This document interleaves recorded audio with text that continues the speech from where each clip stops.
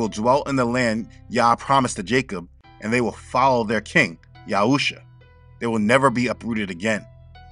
Israel will be restored to him, and it will be through Yahusha. Stop. Hammer time. Okay, look at here.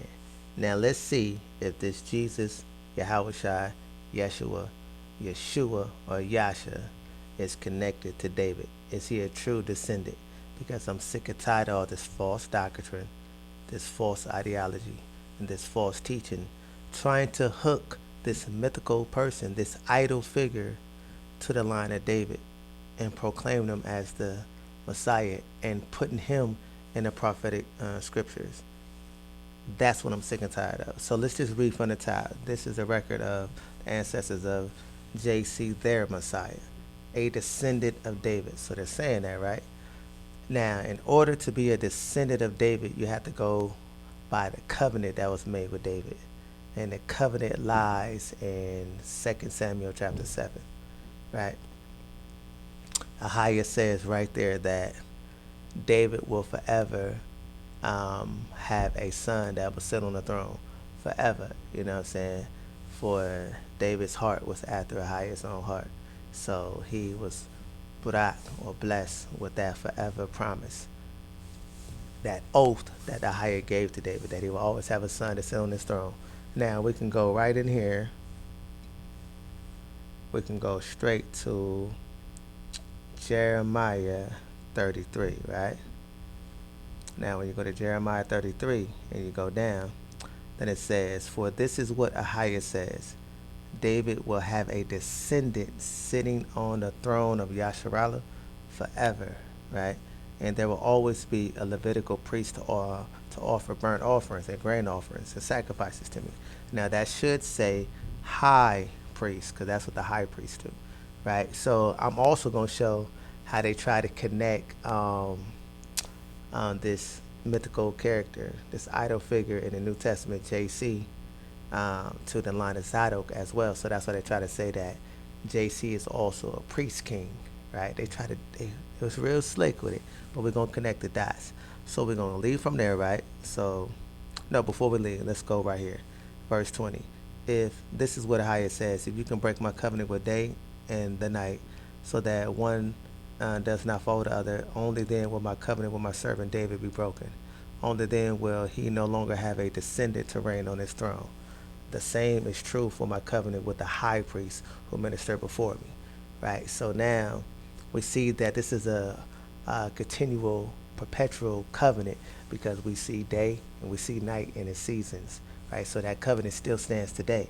So this entity in the New Testament that they call Jesus, Yahushua, Yeshua, or Yasha, he must come from the seed of David, right? Now the man carries the seed.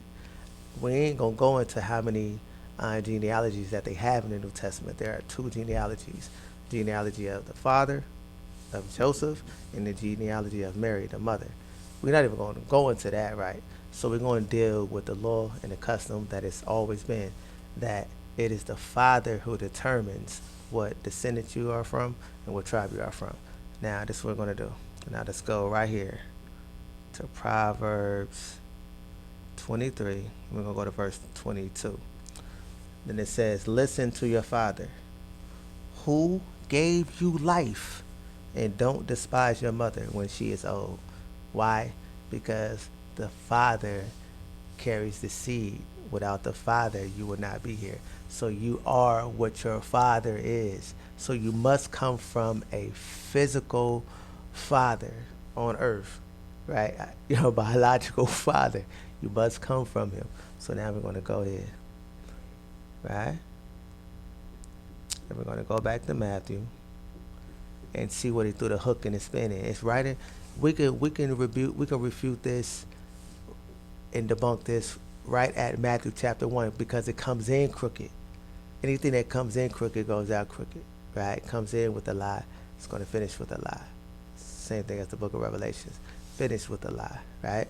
But we're not even on that. We're on this descendant thing in particular, right? All right, so right here from verse 2 all the way down here, they just, putting the genealogy together here, right? So then when you get to verse 13, it says Zerubbabel was the father of, I think it's Abiud, and Abud was the father of Eliakim, and Eliakim was the father of Azor, and Azor was the father of Zadok. Now Zadok is that high priest that has a forever covenant as well in Jeremiah chapter 33. That's the high priest line of Zadok. They got Eleazar also right there because it did go through Eleazar before, but now it goes to Zadok because Zadok kept the charge of Ahiah, when all of Yasharallah was turning from him. But Zadok stayed true, didn't turn to idols and images. Zadok stayed true and he stood with David or David, right? But so this is how they try to connect this entity in the New Testament as a priest king, like coming from the line of David and Zadok. Where they do that at, right? That's a crossbreed right there. Come on now, like you can't. That's not how this descendant of David, the true descendant of David, or David himself, who also was a priest king. He wasn't connected with both lines. Both lines didn't connect him like that. That's just part of the duties that he has with him. Like it says in Psalms chapter 110, right? It talks about how he go after the order of Melchizedek. So that just connecting that. It always been like that. The governorship always had a connection to the priest. Because like Ahia said, you'll always, you will order in the order of Melchizedek, right? You will govern in the order of Melchizedek. It doesn't say that specifically like verbatim, but that's what it's pretty much saying, that that this line of David will do things in the order of Melchizedek, and he was a priest king. So, but look how they do right here. They try to connect both dots and they just crossbreeded and mixed up the seed. That's a violation right there. Trying so hard to connect this entity. So then when you drop down right here, right? So this is what I want to get to. So now this is verse 17. All those listed above include 14 generations from Abraham to David, 14 from David to the Babylon exile, and 14 from the Babylon exile to their Messiah, right? So now it gets right into it. This is how JC, their Messiah, was born. His mother, Mary, was engaged to be married to Joseph. But before the marriage took place, while she was still a virgin, right? Still a virgin. So they not saying right here that she is a they're not using what's the other word that they use there for in that Isaiah, referring to Isaiah's wife, like a married woman, I believe, right? Or a maiden. They not using maiden here. She's literally a virgin. Like they trying to show some superpowers of the Almighty, which he does have, but in this case, this is about order and covenants and protocols, right? Because Ahia says, like in Malachi, like he says, he would have got rid of all of Yasharallah, but he has a covenant with Yasharallah, so he couldn't just get rid of all of them, decease them all when he has a covenant with them. So if he has a covenant with you, he's going to keep the order of that covenant. That's how he rock, right? So right here, that's not the same playing field. So as we see, verse 18, this is how JC, their Messiah, was born. His mother, Mary, was engaged to be married to Joseph, but before the marriage took place, while she was still a virgin, she became pregnant through the power of the Holy Spirit. Right there breaks the whole covenant made with David. How does it break the covenant? Because you can't say he comes from Joseph, because that's not his biological father. He was pregnant through the power. So they're not saying right here that the power of the Spirit went into the semen of Joseph and she became pregnated. We're going to prove that. I can see that happening. If that was the case and that was the argument, like the power of the Spirit, which is a higher, right, just exploded onto Joseph and gave his he gave his two friends down there the ability to get her pregnant, then that would be powerful, and it must be something wrong with Joseph, so it would be a miracle, right? Or it would be a barak, a blessing unto Joseph. But that's not what they saying right here. They saying that the Almighty impregnated Mary himself. Like his spirit went in here and impregnated her. So if that's the case, not in the if, since that's the case, therefore he is not a descendant of David because he doesn't come from a biological father, and Ahiah has never broke covenants or did anything outside of that covenant right there. Even when he said that Cyrus is my anointed, he didn't say that he anointed Cyrus with the holy oil. He went through the proclamations. No, he didn't say none of that. I mean, the formalities, he didn't go through none of that, right? He just said, I anointed him, or I called him to be my messenger, because that's like that's also what a Messiah is, right? Because he's also called the Messiah, Cyrus the Great. He was a messenger for which we see. He delivered the message, and the Israelites went back and rebuilt the temple and did that. They left Babylon, those who had the heart at the highest, and when it did that, right? So we see how he operates in order and form, where you can connect the dots right here. That's not that. So we're going to show exactly, like it's been shown before, the writings on the wall, but it must be punched in your head. You must understand and really consider it. And just, I'm going to explain, the next point after this. So when you drop down to verse 19, it says, Joseph, her fiance, was a good man. He did not want to disgrace her publicly. Why he did not want to disgrace her publicly? Because if it was his son, there would be no shame. But since she was impregnated by something else, he know that the people will look at Mary like, that you committed adultery. You need to be stoned. So he didn't want to shame her publicly, right? So he decided to break the engagement quietly. Look at that, bro. Then verse 20, as he considered this, an angel of I don't know who appeared to him in a dream, Joseph, son of David. So Joseph is supposed the son of David, but Jesus, Yahweh Shai, Yeshua, Yasha doesn't come from Joseph though. But he's supposed the son of David. You know what I mean? But it says Joseph, son of David. The angel said, do not be afraid to take Mary as your wife, for the child within her was conceived by the Holy Spirit, not by him, because he didn't come from these loins. He came from that spirit thing. So he understands that's not his, and he know how, and he quite frankly understood the law, at least right here, at least the authors, and he know that she would be shamed for that and most likely be stoned. So you gotta stop saying, you're saying she will have a son, and you are to name him JC, right? But anyways, I'm done with this, right? We can put on something else. So right now, we have to stop saying that JC is a Messiah because he's from the line of David. He's not.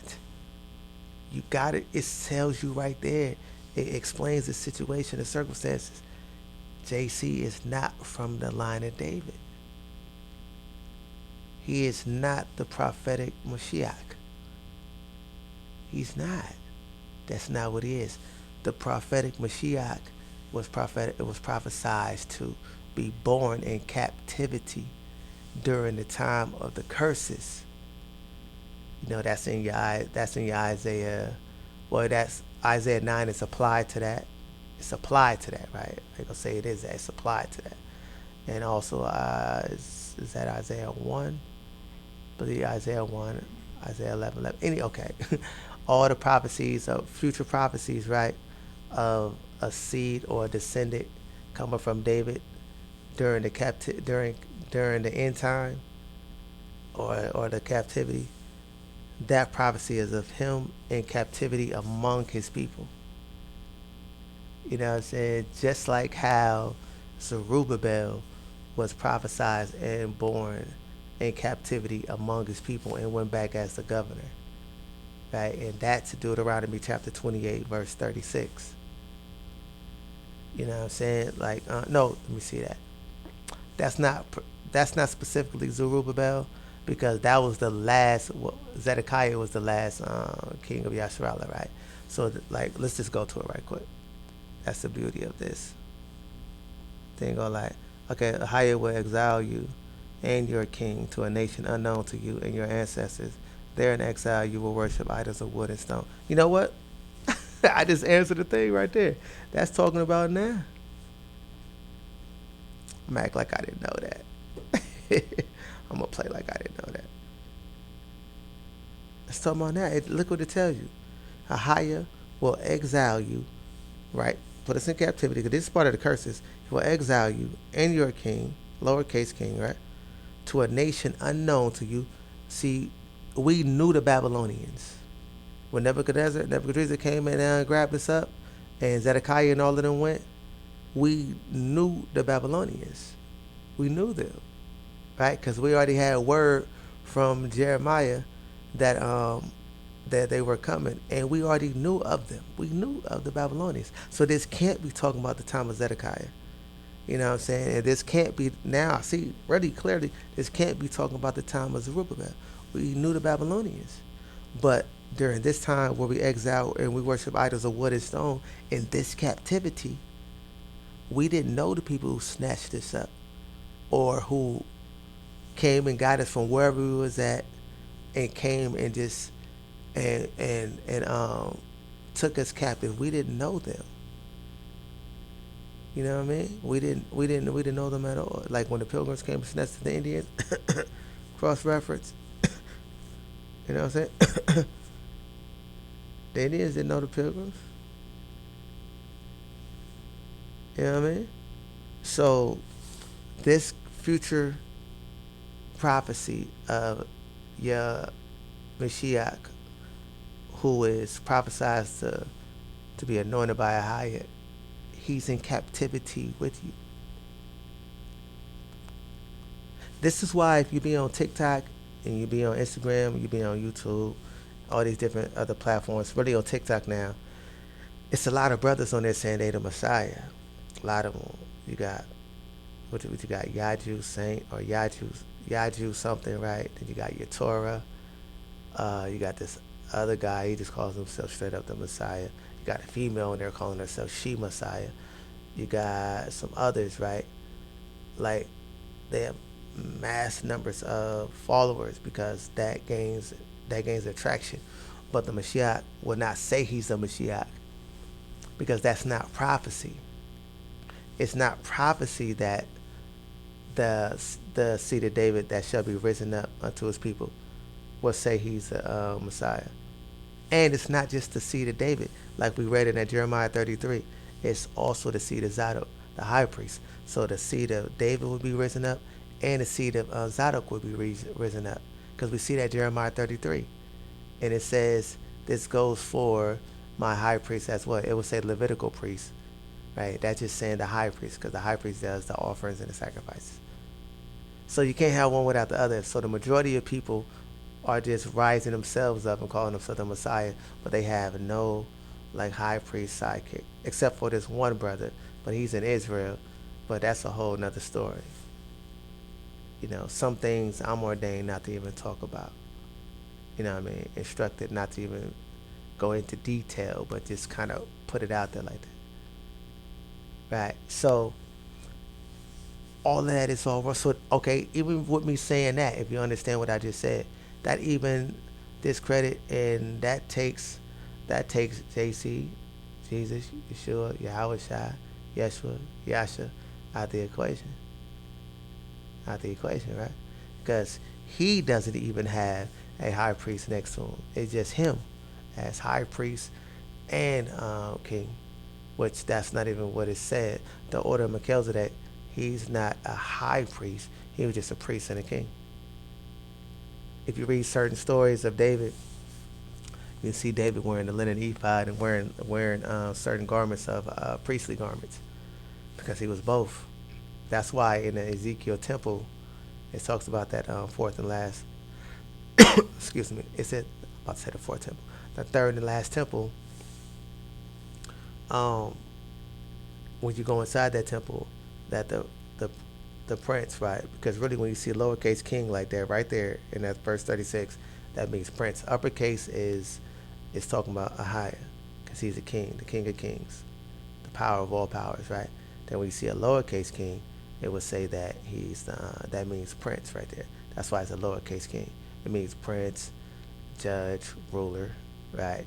But it's just under a higher, right? So let's go to this right here. Oh my gosh, I keep doing that. Sorry about that, John. Let's go to this right quick because that's what he was reading from. Let's go to Ezekiel 37. Ezekiel 37. And we just gonna go down. This is talk about the dry bones message. Beautiful message, right? That's when the whole house of Yasharala connects back, and Ahia brings the, he breathes the breath of life back into us. Now, when you go right here, right, let's start at verse 22. Then it says, "I will unify." No, let's start at verse 21, and give them this message from Sovereign Ahia. "I will gather the people of Yasharala from among the nations. I will bring them home to their own land from the places where they have been scattered. I will unify them into one nation." That's when the northern kingdom and the southern kingdom become one. One nation on the mountains of Yasharala. One king, that means prince, right? But you could say king, but just make sure you know it's reference prince. Right? One king will rule them all. No longer will they be divided into two nations or into two kingdoms, like how we are right now, divided. Northern kingdom, 10 tribes somewhere over there, and the southern kingdom, which makes up the seed of David, seed of Zadok, the seed of Levi, and the seed of Yahweh, and the seed of Benjamin, is the southern kingdom, right? So we scattered right here, and the 10 tribes are scattered somewhere else, right? So, verse 23, "They will never again pollute themselves with their idols." We're still doing that, so that's how we know we still divided. Because, like I said, the majority of people call themselves the Messiah, they are into the New Testament. The majority of them, pretty much all of them, except for the brother that's in Israel. But he on some other stuff though, right? It's already a thing going on with that right there. So, but I'm going to let that play out rather than me call it out. I'm gonna let that play out. Right? They into the New Testament, the majority of people. So, they are to pollute themselves with their idols and vile images and rebellion. For I will save them from their sinful, apostasy? I hope I said that right. That's verse 23. Apostasy. Yeah, okay. "I will cleanse them. Then they will truly be my people, and I will be their power." That's what God means right there, power. Then in verse 24, "My servant David will be their king," right? "And they will have one shepherd. They will obey my regulations and be careful to keep my decrees." So then it says this, right? "And they will live in the land they will live in the land I gave my servant Jacob, the land where their ancestors lived. They and their children and their generation and them will live there forever, generation after generation. And my servant David will be their prince forever." Right? But that should say descendant, because some people also believe that David is coming back, and that's called spiritism. So if you believe David is coming back to sit on the throne, then you might as well just stick to Yeshua, Yahweh Shai, Jesus, Yeshua, Yasha. Because it's the same belief system. It's the same thing, just different names. I know it says David here, but if you read in many translations and also in the more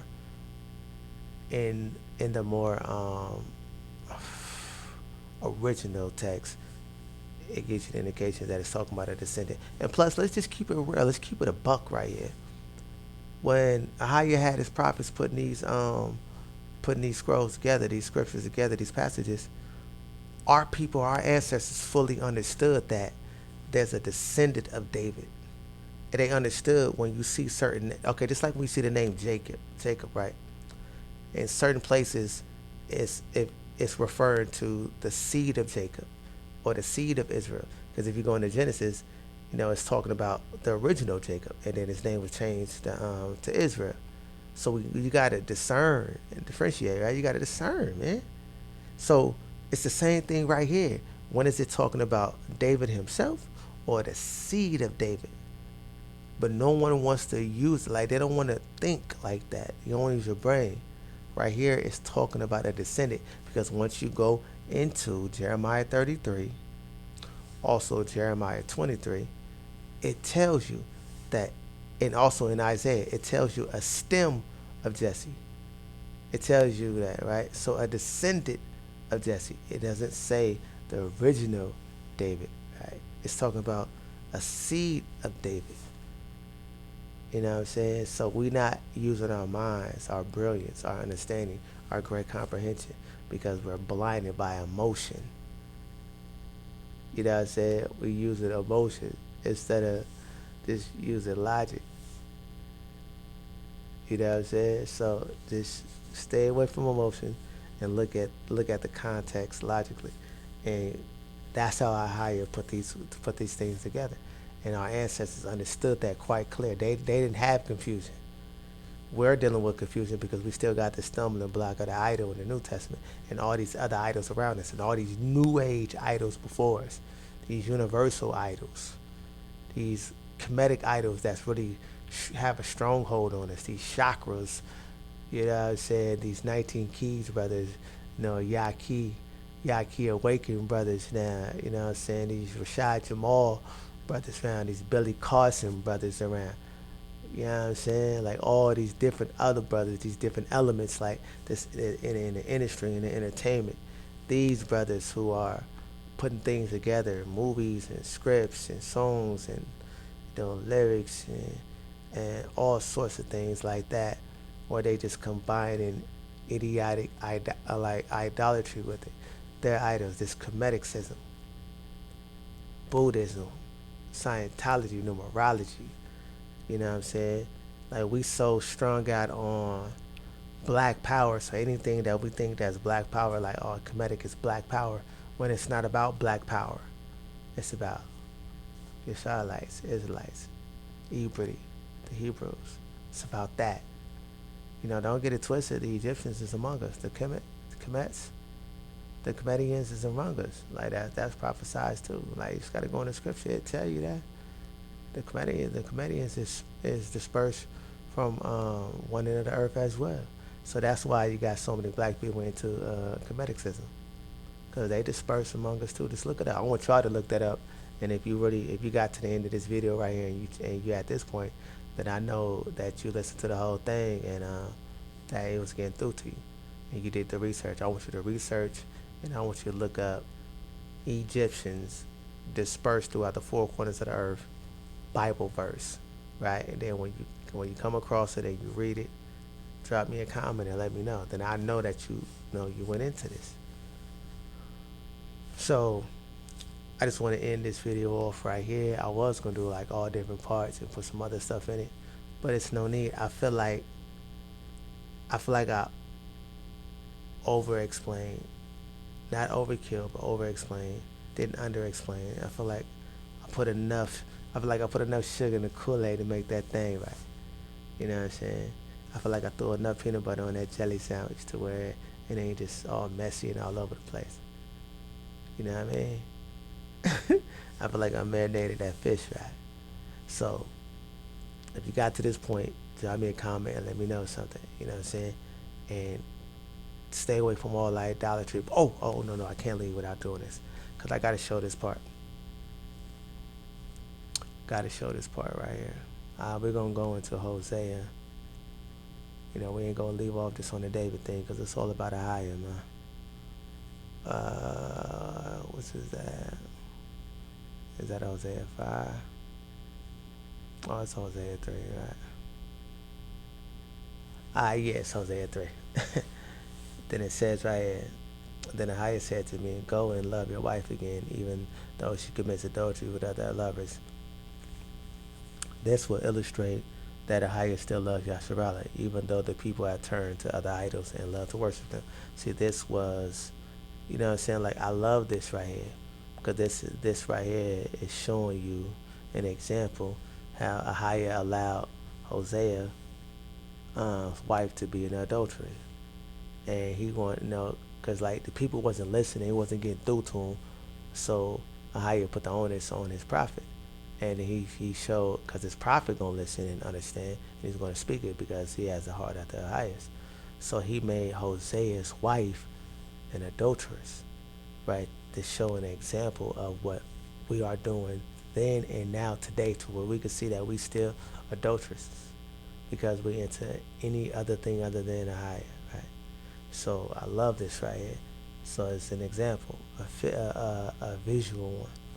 Then it said this will illustrate, right there, bam. Then this will illustrate that Ahia still loves Yasharala, even though the people have turned to idols and love to worship them. Then he says, verse 2, so I bought her back for 15 pieces of silver. Hosea bought his wife back, and 5 bushels of barley and a measure of wine.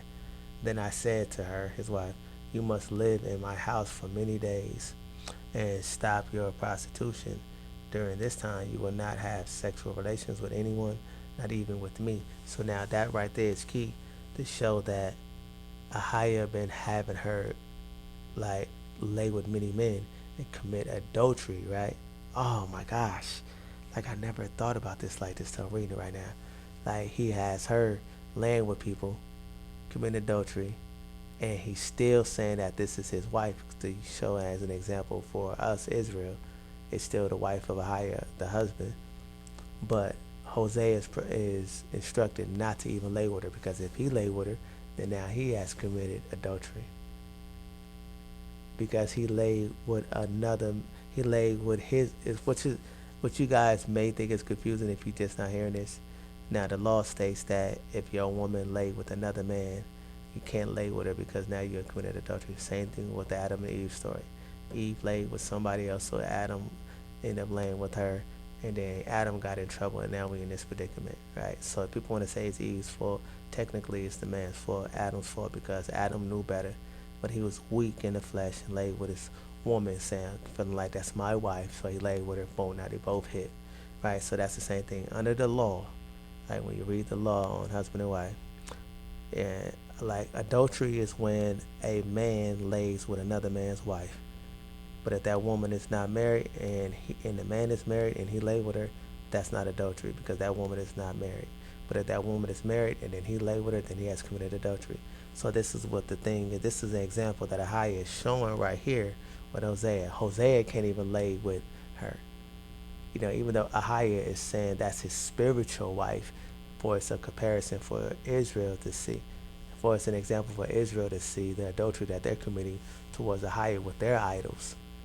Right? Like that's how filthy and unclean that is. I love how Ahia paints a picture. But Hosea can't even lay with his wife. So he has to take up on her and pay for her, you know what I'm saying, you know, and do all the duties of a husband, because this is still his wife, but he can't lay with her. Now this is beautiful right here. Now go to verse 4. And it said, this shows that Israel will go, see that? See, it's letting you know. This shows that Israel will go a long time without a king or a prince, or without sacrifices, sacred pillars, priests, or even idols. You know what I'm saying? Like that really right there said images, you know, but that's what it is. It's some form of, I think it's like some form of things that go inside the temple, these certain things, and but then this is the key part right here. That verse 4 is very key. So this is why we've been in this captivity for so long, and we are awaiting the coming of the seed of David, the Mashiach, let's say the governor, the king. In captivity, we wait for Ahia to dismantle this nation, rise up the seed of David and the seed of Zadok, right? But then before that happens, though, this is what we all must be doing, and this is Leviticus chapter 26, right? So it's Leviticus chapter 26. You read that whole thing, and then you stop at verse 40, and then this is what we must be doing. We must turn to Ahia, confess our iniquities, and cry out to him and ask Ahia to pardon us, and truly be contrite, right? Truly be humble and truly be sorry, truly be apologetic, and accept of our punishment, and then Ahia will turn our captivity. Same thing right here. So this is what you're supposed to do in verse 5. But afterwards, for this long time coming, we'll have no prince, no priest, Ahia not with us. But after, verse 5, but afterward the people will return and devote themselves to who? Ahia, their power, and to what? Look right here. David's descendant, their king. Not David. See this right here. See, only in Ezekiel chapter 37, in this translation right here, it will let you know. It will just say David. It won't say a descendant. But any other parts will let you know that it's a descendant. It's a descendant. It's a descendant, like we read in Jeremiah 33. And it's other parts as well. Other parts in Ezekiel. You know what I'm saying? So many parts in Ezekiel. It would tell you a descendant. And I'm going to go to it before I get up out of here. In Ezekiel 34. See, you will return and devote yourself to a higher. You know what I mean? Let me look up something right quick. I should know this right quick, but I'm always looking up something so I can make sure I have a full understanding. But I always do that. Alright, let me go to Google. I'm looking up devote. I want to make sure I have plenty options of, to get a great understanding what high is talking about. Loyalty, faithfulness, love, loyalty for a person. Okay, loyalty, faithfulness, worship. Okay, exactly. So the word loyalty and faithfulness to a higher. So you must return and devote yourself to a higher. So this is what you're supposed to do in captivity, which we're having a problem doing. We're supposed to return and be loyal to a higher first, then to a higher, their power, and to David's descendants. So you got to come back to a higher first and be loyal, because that's like the curses, right? You've been going through all these curses, you didn't know who you was, then you finally recognize why you've been going through the curses, why your people been going through the curses, why it's so hard on us black folks, why we so afflicted and so hated, you know what I mean, so disdain, all of that, right? So then you finally get to understand, like, oh, it's because we Israel, and the curses put upon us.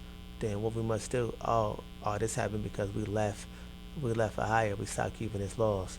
Right now in captivity, every law can be broken because a higher allowed the curses to supersede his laws. You heard me right.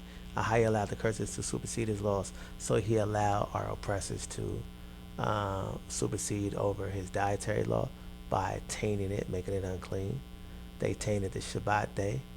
You know what I'm saying? They tainted our clothing, not just our food. They tainted our herbs. They tainted our holy days. They tainted everything. They even tainted his name. We surrounded by idols and images. So since Ahai allowed that to happen, everything is unclean. So Ahai allowed his law specifically to be tainted and to be made unclean right now. The origin of the law is clean and holy. But what Ahai has allowed the curses to be done, because the law gives us life, and the law brings us health, and the law brings us blessings. The law brings us closer to Ahai. But since he allowed the curses to supersede, then, they attached to us. So then now everything is tainted, and Ahai is distant and allowing all these follies and troubles to fall upon us. So what we're supposed to do right now is not seek out this descendant of David, just return to be loyal to a higher first.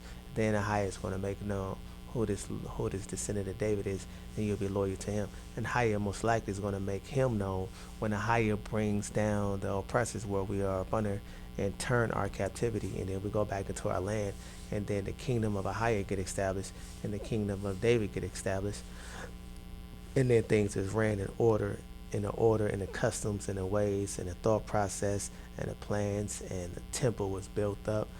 It's getting built up or built up. Like everything is going in the ways of a higher. Then we know for sure, like that is the one who a higher has chosen. Now we got to go into Ezekiel chapter, Ezekiel chapter 20 for that. Now, so I was gonna get up out of here, but I just feel like I don't know. I just feel full of the spirit, the ruach, right now. You know what I mean? So I just want to keep talking. I'm sorry, if I'm talking your head up. I love talking about how you just give him his praise, man. You know what I'm saying? But for real. So, let's just finish this right. Like it says, You then must return and devote yourself to a higher, our power, and to David's descendant, their king. When in the last days they would tremble in awe of a higher and of his goodness, because we into all kind of idols and images in different forms of idolatry, different forms of deities. We gods and goddesses now. You know what I'm saying? We night ethers and all of that stuff. You know what I mean? We wow. We wow right now. We love Kemet. We love Egypt. We love Egypt. We love Egypt. That's why Higher put us in bondage. Alright, now let's go to where did I want to go to first? Let's go to Ezekiel. Let's go to Ezekiel 20 right quick, right? Love a higher, man. Then I'm gonna end this with Ezekiel 34. Alright. Okay, so now let's go down. Alright, it says, give them this message from the sovereign higher when I choose Israel, when I reveal this verse 5, when I reveal myself to the descendants of Jacob in Egypt, right? Descendants of Jacob. I took a solemn oath that I, higher, would be their power. I took a solemn oath that day that I would bring them out of Egypt to a land I had discovered and explored for them, a good land, a land flowing with milk and syrup. It should say milk and syrup. You know what I'm saying? Maple syrup. Like, not honey. Honey is unclean. It should say milk and syrup. Then I said to them, each of you, get rid of your vile images and you are obsessed with, right? Do not defile yourself with the idols of Egypt. For I am a higher power. We still defile ourselves with the idols of Egypt. We love Kemet. We love that Ankh on us. We love all of that. Love praising and exalting the woman. You know what I'm saying? Like in the form and the fashion of how the Egyptians do, not in the form and the fashion and the customs of us being Israel. Right? So we're going to drop down from there. I just want to read that part. Then the higher, read this for yourself too. Read this real good because this is going to break down everything, right? Let me see.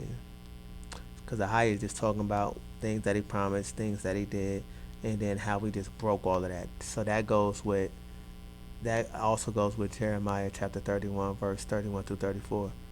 How High explains that we broke the covenant that he gave us coming out of Egypt, right? This is the covenant that he is saying right now. So he's saying they refused to follow my decrees, violated my Sabbath days. Their hearts were given to their idols. That's verse 16. So that's what that's talking about.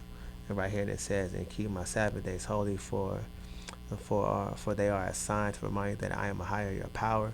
You know what I'm saying? All of that stuff we broke. That's in Jeremiah chapter 31, verse 31 through 34. Right? Then it's like, but I took a solemn oath against them in the wilderness. I swore I would scatter them among all the nations. Yep, that's what he did. He scattered us all among the nations. So then we just continue going. Make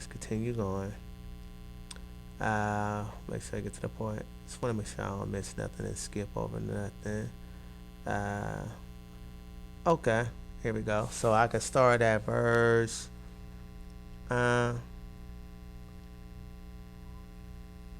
32. You say we want to be like the nations all around us, which we show today we do, who serve idols of wood and stone, but what you have in mind will never happen. That's what we say to a higher, that his will is not going to happen. Like his wrath and evil that he want to bring upon us will not happen. Like, we doubt in the higher now, like them then and us now, because we think we got it good, like nothing will change. We think that nothing's going to fall upon us. Then okay, hold up. Let me go back up for a little bit.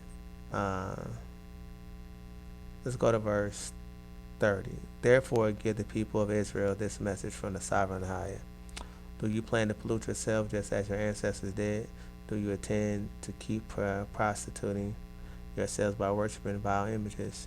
You know what I'm saying? For when you offer gifts to them and give your little children to be burned as sacrifices, right? That's like when how they still do that modern day way of giving your children to be burned as sacrifice. They still do that literally in some places too. But when you get an abortion, you pretty much giving your child up to the as a burn sacrifice, Verse 31, you continue to pollute yourself with idols to this day. Should I allow you to ask for a message from me? Like, don't ask for no prophecy from me. Don't ask for a word. Don't give me no guidance. O people of Israel, as surely as I live, says Sovereign Ahia, I will tell you nothing. You say that we want to be like the nations. I read that, right? All around us who serve idols, wood and stone, what you have in mind will never happen. Look how prideful and arrogant we are.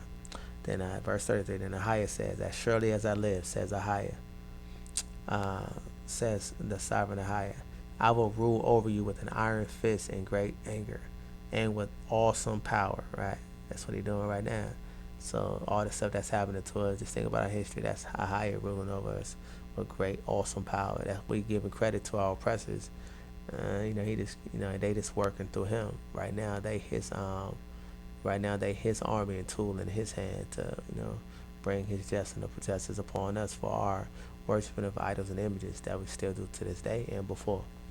Verse 34, and in anger I will reach out with my strong hand and powerful arm, and I will bring you back from the lands where you were scattered.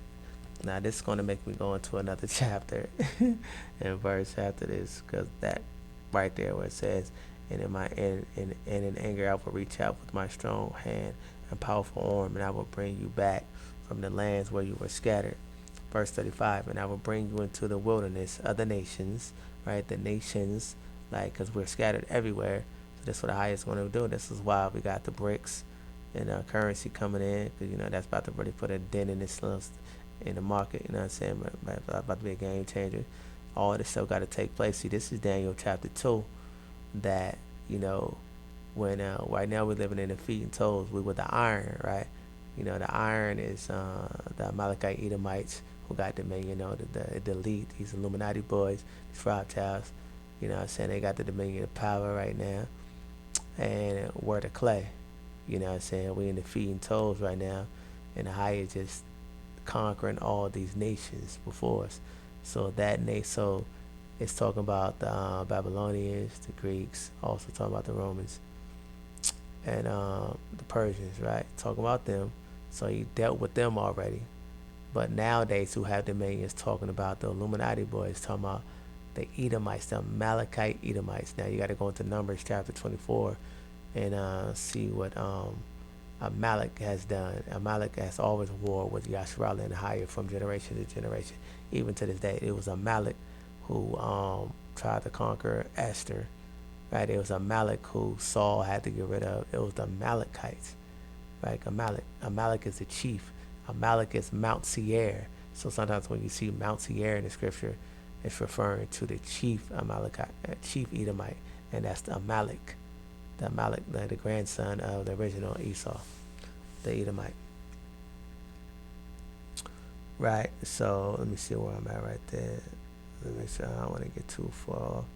Bring it to the net. Okay, yeah, so right now who has dominion is the Amalekite Edomites, Rothschilds, Bilderbergers, the Shivs, and all them Illuminati boys, Mason boys, all of them boys, that's into that funny business. Them and the different nations who had a part with our captivity had a hand on it, because we among all of them. Those who all played a part in distributing us and gathering us and keeping us in chains and shackles, mentally distorting our history, and also who snatched us up as well. You know what I'm saying? Like, while we in this captivity. So that Daniel chapter 2 is talking about the old nations who the higher got rid of, but when you get down to the feet and toes, the iron and the clay and all of that type of stuff, you get near there. The iron there is talking about the Amalekite Edomites today, the so-called Jews, the robbers of your ancestors, the robbers of your nation, the imposters, the perpetrators, those who want to claim everything to be anti-Semitic when it's dealing with whenever one of their puppets come out because they start learning history and start saying that they Israel, then they want to claim them to be anti-Semitic. Them people who strike, who come against you for claiming your nationality. You notice they don't mess with you when you say you're Kemet.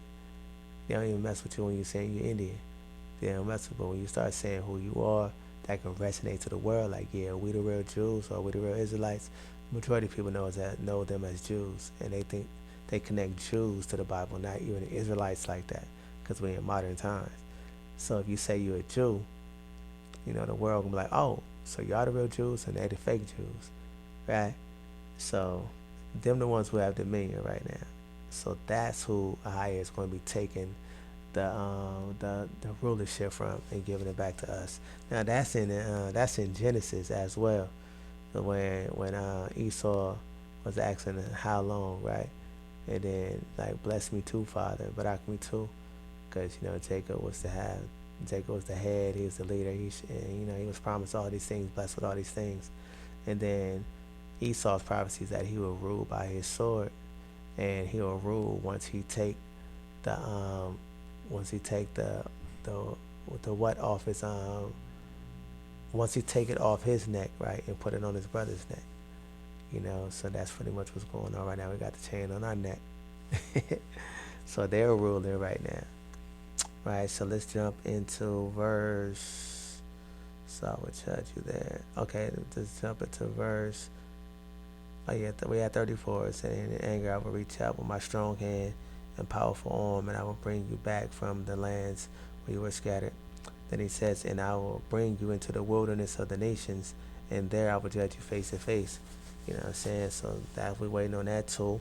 So it's gonna be a certain part where we at, like on one of these, somewhere in this world we're gonna go. So Ahia can judge us and deal with us face to face like he did with our ancestors, on Mount Sinai. And that's what he's gonna do. Then verse 36, and I will judge you there as I did, as your ancestors in the wilderness after bringing them out of Egypt, says Ahia. Then he says, I will examine you carefully and hold you to the terms of the covenant. That's Jeremiah chapter 31 through 34. They all connect right there. So since we broke that covenant, then Ahia says in Jeremiah 31 through 34, he's gonna it's a new covenant. It's not like a new covenant, like the new covenant in the New Testament. Nah, it's just he's gonna renew. It should say renewal of the covenant. Like, it's like, when you have a lease and then that lease is up, and then you have a renewal of that lease. That's what's going on here. That's what's going on here. It's just a renewal of the covenant because we're not under the covenant right now. We're under the curses. Come on, man. You know what I'm saying? Then Ahia says in verse 38, I will purge you of all those who rebel and revolt against me. Right? Because it's going to be a lot of people in that wilderness even to this day right now. Like, they're going to be into their idols and images. They're not going to be okay with who Ahia has picked to be governor, to be king, and who Ahia has picked to be high priest, who Ahia has put in place as princes and also judges and rulers, and how he just start bringing our customs back and putting things in numbers, putting things in orders. They're not going to be cool with a lot of things. A lot of people not going to be cool with the name that Ahia chooses for himself. You know what I'm saying? I go with Ahia because that's what he brought to me in a vision. I used to call him Yah for the longest, and then once he told me, he showed me that wasn't cool, so I stopped calling him that. So I call him by Ahia, and he brought to me that. He showed me how powerful the name was, showed others how powerful the name was, and he also showed how people's blaspheming the name. You know what I mean? So I just stick to what he said in Exodus chapter 3, verse 14 through 15, right? He says, tell the people that I am has brought you. Now that's a transliteration, but that transliteration is to bring simplistic understanding to the people of modern times. They know that I am means Ahia, so that's what we're talking about. Tell the people Ahia has brought, tell the people Ahia has sent you. So that's what I call them, you know what I mean? So, okay, then it says, verse 38, I will purge you of all those who rebel and revolt against me. I will bring them out of the countries where they are in exile, but they will never enter the land of Yasharallah. Then you will know that I am Ahia. Right? Then it says, as for you, O people of Yasharallah.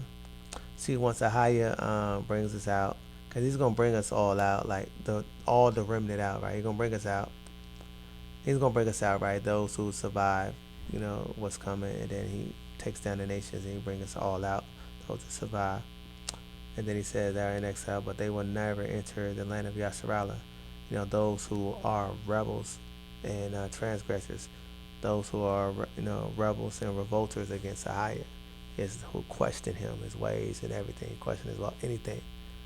They not going to enter into, we're going to say, they're not going to enter into the promised land that's given to us, right? Nah, they're not entering that. Then you will know that's Ahia. Verse 39, then as for you, O people of Yasrala, this is what Sovereign Ahia says. Go right ahead and worship your idols, but sooner or later you will obey me and stop bringing shame on my holy name by worshiping idols. You know what I'm saying? So that's like part of the reason why Ahia is letting people do what they do. You know what I mean? Like, until this take place right here, because this hasn't taken place, right? All of this up to 37, up to 38 is explaining what's going to take place. So until then, it's verse 39. Like, so right now, as for you, people Yasrala, go ahead, do your idol thing, because he understand that he put you all under curses. So that's why it's just like everybody who's into idols and images, it's not necessarily cut off. Ahia knows the heart, he judges the heart. And, some of us has been shoved in that direction, broken into that direction. You know what I'm saying? That's why, depending on what ideology they've been following, who they've been listening to. So, but like Ahia said, he's going to seek his people out and bring them to him. Then he says, go right ahead and worship your idols, but sooner or later you will obey me and stop bringing shame on my holy mountain, holy name by worshiping idols. For on my holy mountain, the great mountain of Yasharallah, says Ahia, Sovereign Ahia, the people of Yasharallah will someday worship me, and I will accept them. There I will require you to bring me all your offerings and choice gifts of sacrifices. So those who say that, it's just gonna be no meat, none of that, because they don't understand that Ahia has made the meat unclean. It's been unclean by the stuff that they stuff it into these animals. It's not pure like animals like how it was when the Levites and high priests was doing offerings and sacrifices unto Ahia, because that's how you feed the Levites. But right now in captivity, all the meat is tainted, unclean, medicated up animals. You know what I'm saying? But so you don't have to offer an animal for sacrifice unto Ahia. You don't have to offer an animal for your iniquities. You know what I mean? What you're supposed to do is what Hosea chapter 14, verse 12 tells you to do. So we're going to jump right into that real quick while I keep going here. We're going to jump right into that real quick.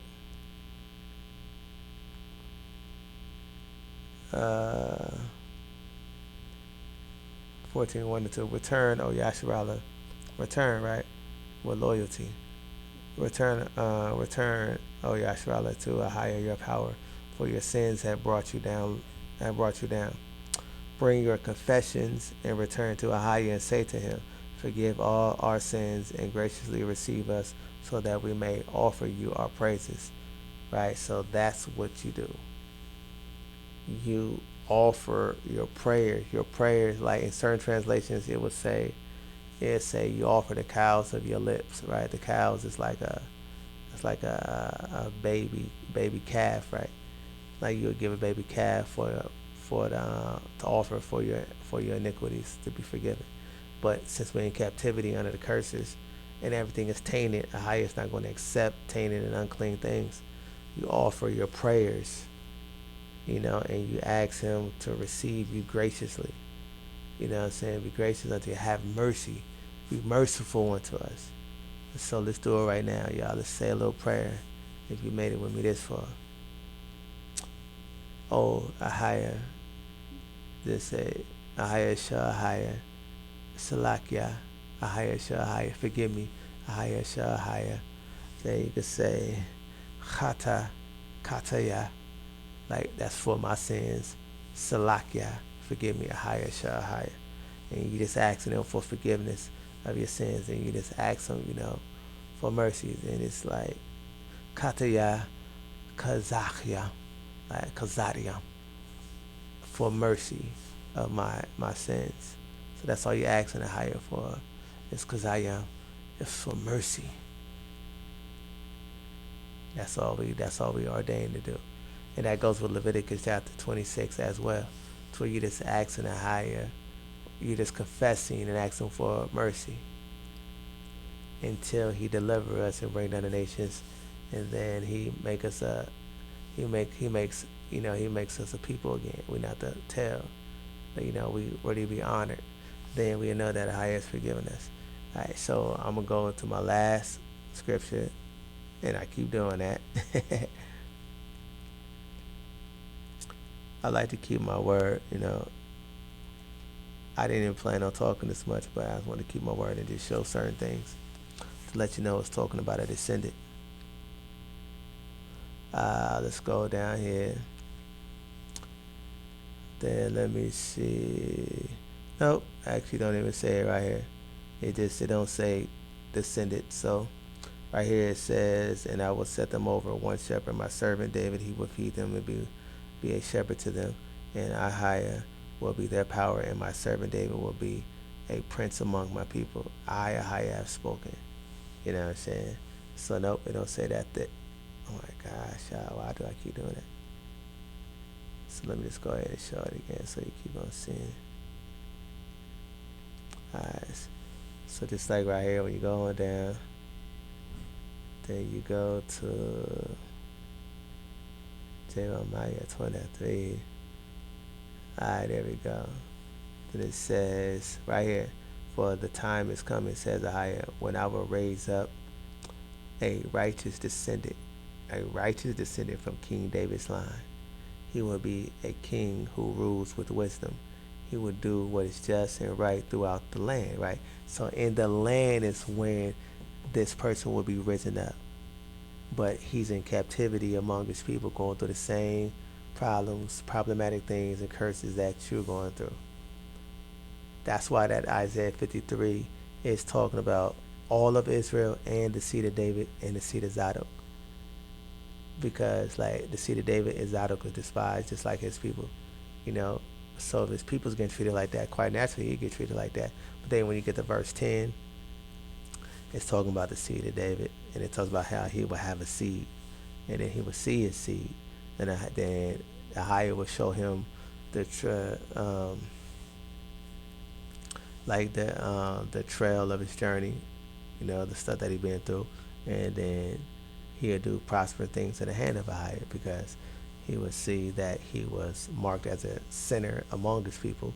Because if his people was in captivity sinning, quite naturally, this seed of David and seed of Zadok is sinning as well. You know what I'm saying? So when this seed of David is handpicked by Ahiah, he's not handpicking them from the chief people, the most holy of holy people, to where the people or someone so greater to them to where they can look down upon him. So when he's chosen from them, they can look at him like, oh, he's just like one of us. You know what I'm saying? It's like that feeling of like when someone from your neighborhood made it. Like that, he made it out of here, I can make it out of here. So when Ahiah chooses this seed of David and seed of Zadok from among them in captivity, and then when set us up in the land, and then he start doing these great things right here, then the people gonna look to him like, oh, he was handpicked by Ahiah. He come from where we come from. Coming from where I come from. You know what I'm saying? Shout out to Anthony Hamilton, man. If he wrote that for real, I think he did. But yeah, I'm gonna end this video off right there, man. And if you still rocking, appreciate it. I had a lot on my chest and my heart. I get a lot of dreams, a lot of visions. The Ruach just be floating in me. You know what I'm saying? So I be having to get this out. You know what I'm saying?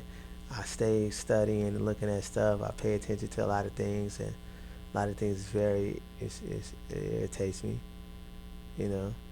It's annoying, but I just wait for the opportunity to speak, and whoever ears to fall upon, hopefully it don't be the majority of deaf ears, but may Ahiah Shahaya Barak you, your family, friends, your situation, and put you in a better position to where you can at least survive and be okay until Ahiah comes to do what he do. Remember, trust in Ahiah and stay loyal. Don't leave and fall. Just stay loyal. You know what I'm saying? Forget these idols and images and these men that's called great in this captivity because they have followers. That followers don't make you great. loyalty to the power of Abraham does. Leave the New Testament alone. I love my brothers and sisters and the children that's in the New Testament. You know what I'm saying? Like, I know if they study it, I love them too. Some of them don't know no better. Some of them is just very powerful, and they just going to be that Daniel chapter 12, 1 and 2. Like it says that some to awake to life, which is law, and will wake to keep the law with the higher and be loyal to him. And then it says some to awake to shame and content. You know what I mean? Shame and content means they're awake to know who they are, knowing that they Israel, but they won't choose to be loyal to a higher. They're going to find some other deity or something else because they're going to feel like it's pointless and worthless and beneath them to serve a higher in captivity and going through these standards that we're going through. They'd rather be a god or a goddess. Yeah, I said, I'm a god, I'm a goddess. They'd rather be that. They think they're above the curses and what they're going through. But the highest is sitting away. They think this is a white man's thing. They think this is distorted history. They're listening to cowards and punks with microphones, with platforms, able to speak, abusing their authority, blocking people and listening to cum junkies, man, people who are just getting their egos stroked. But if you want to be loyal to a higher and only a higher, this is how you do it. You can look at them certain passages that you see on these screens, man. But I'm getting tired, y'all. I just had a newborn. My son, Habakkuk ben Dawid's been born.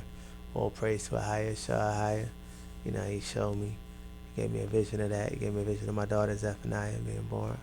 I had her 4 years ago. Now my son, Habakkuk, is here. Had him, 17 days ago. You know what I'm saying? So, High has been good to me. And I'm just ready for some more. Promise more children. And I'm just ready. I'm just ready to be a loyal servant, faithful, and love him forever. And I want you to do the same thing. I took enough of your time. Love you. And I hope you love me back. If you don't, it's still all love. I got your back. Shalom. Peace, y'all.